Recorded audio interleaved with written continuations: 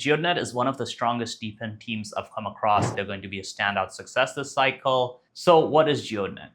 Geodnet is a GNSS provider that basically provides very precise positioning data. The term that is used is RTK, which means real-time kinematics. Essentially, it's where something is, even if that thing is moving quite a bit. And obviously this applies a lot to a lot of different industries, such as agriculture, autonomous vehicles, robotics, etc. Now, the way Geodnet works is there are these miners that are run by individual operators. These miners essentially reference stations, right? So they essentially help figure out, okay, where things are on the network, right? So essentially, if you think about it, Geodnet is basically giving you very precise data on where a lot of these machines are in real time. And it's precise to centimeters, right? Like they're actually far more precise than other providers and also have better pricing. So you can see why it's a very compelling offer. And that's also why they've gained a lot of traction. So there are over 10,000 connected devices. As of latest, they have over 17,000 stations globally. Miners have traditionally had a 2 to 3 month payback, although that has slowed down since they just had a halving, which is actually even more bullish for the protocol. And on top of that, they're multi-industry, right? So you have agriculture, robotics, drones. All of those are industries that heavily utilize Geodnet. Now, I do want to provide a lot of credit to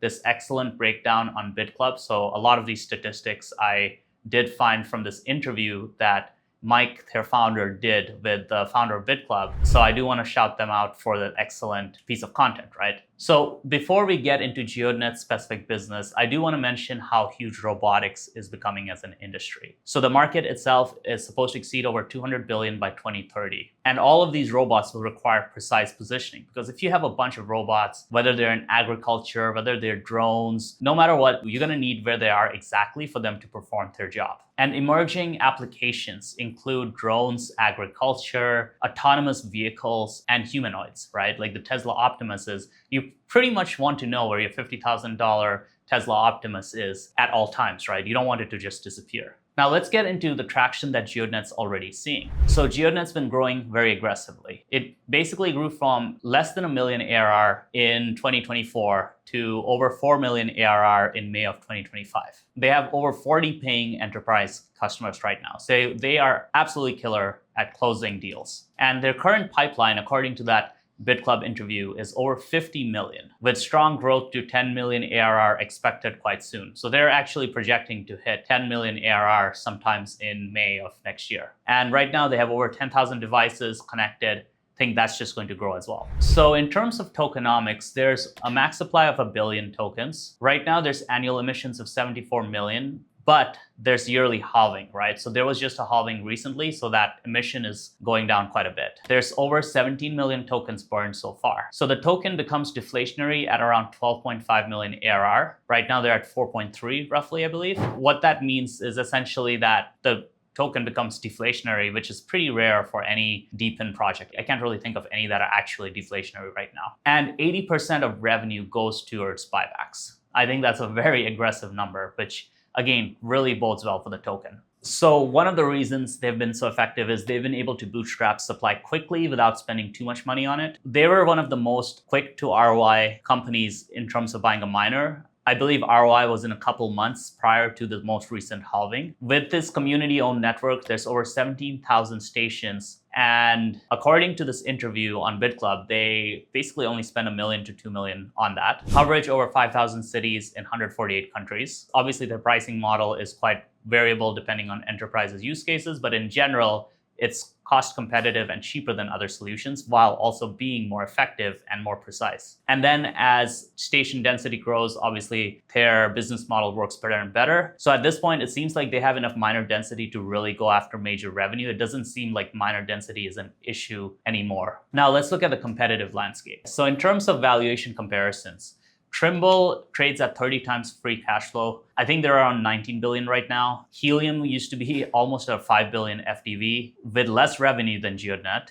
during their last cycle. Helium's still massively more valued than Geodnet right now. I believe Helium's market cap right now is, let's take a quick look. So 640 million FDV, while Geodnet's around 150. So you can see the differential, even though Geodnet has significantly more traction. Geodnet hit 1 million ARR in less than 2 years. As well, their current FDV, which is 150 million, with 4 million ARR, just leaves a massive amount of upside as revenue scale, right? So I think in terms of valuations, it's actually quite undervalued compared to other players in the industry. So with Geodnet, the future growth really comes in from the new use cases it enables, right? For example, it can be used for indoor drones, warehouse robots, humanoid robots, autonomous taxis. There's $8 million in funding they recently secured on top of their existing funding to equip basically some of these new use cases. And right now, the robotics market is supposed to see a massive amount of growth, right?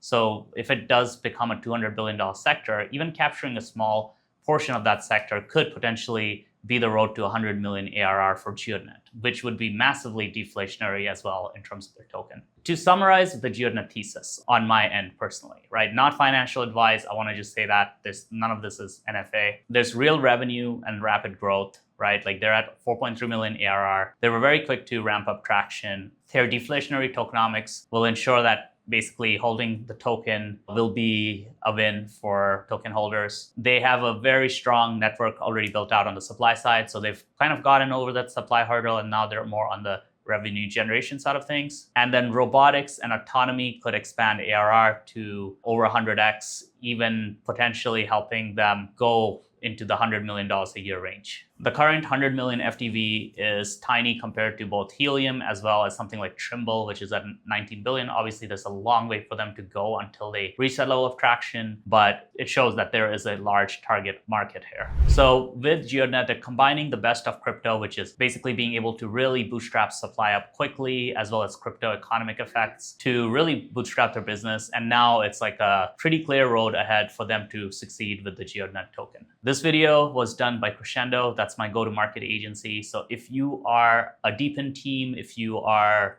a team that's in AI, feel free to reach out to us if you'd like to chat marketing. And thanks for watching the video. I enjoyed really deep diving into Geodnet, and I hope you do as well.